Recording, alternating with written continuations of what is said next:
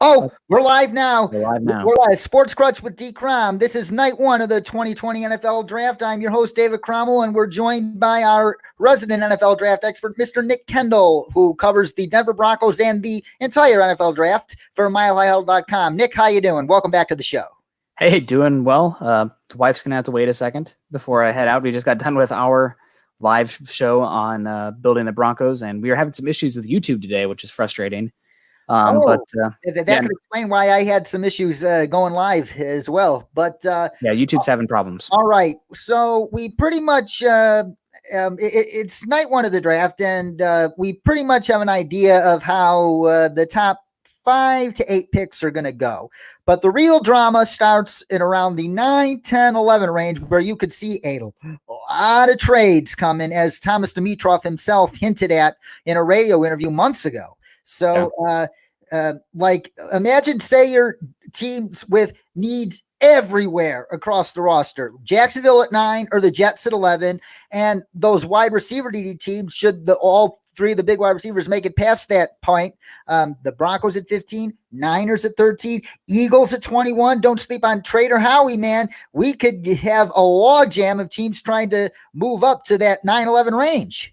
I mean, I wouldn't sleep on. You have two other teams, so the Broncos are picking 15, but you have a couple teams before them that could be looking at wide receiver.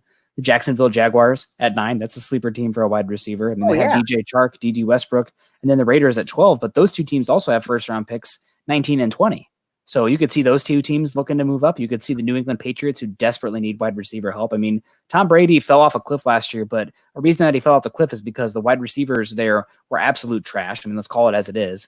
I mean, N'Keal Harry a year off. Edelman's not the same as he was, and also coming off injury, just not a great unit. And then you have the Minnesota Vikings as well, who have 2 first-round picks. So it'll be interesting to see what happens. I mean, a lot of people like to talk about how deep this wide receiver class is, but there does seem to be a pretty obvious tier between the top 3 guys and then everything after that. Hey, kitty. Hey, Bronco. Yeah, that's my cat, Bronco.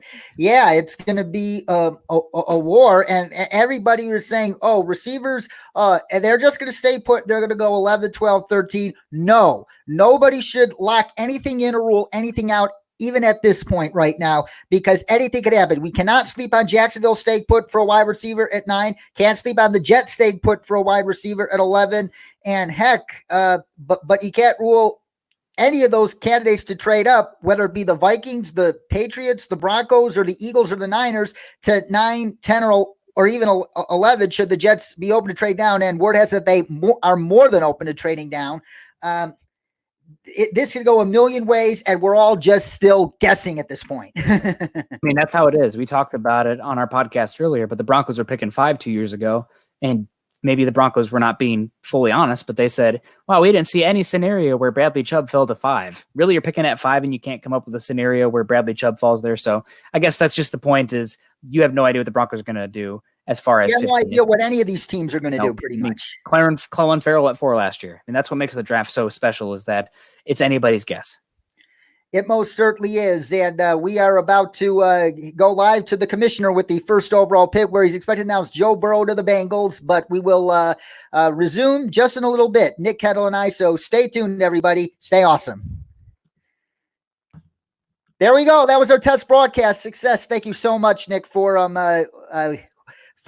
giving me a test run here tonight. I really appreciate it. Yeah, no problem. I guess just I don't typically have my computer here. I typically have it up on the ledge, but just for the angle's sake, I would try to have it up here instead of down here. Does that make sense? Like, if you can get something to have the camera up higher instead of here. Oh, I appreciate that advice. Thank you. And I'm glad we're definitely on the same page here. Nobody should be setting anything in stone yet or ruling anything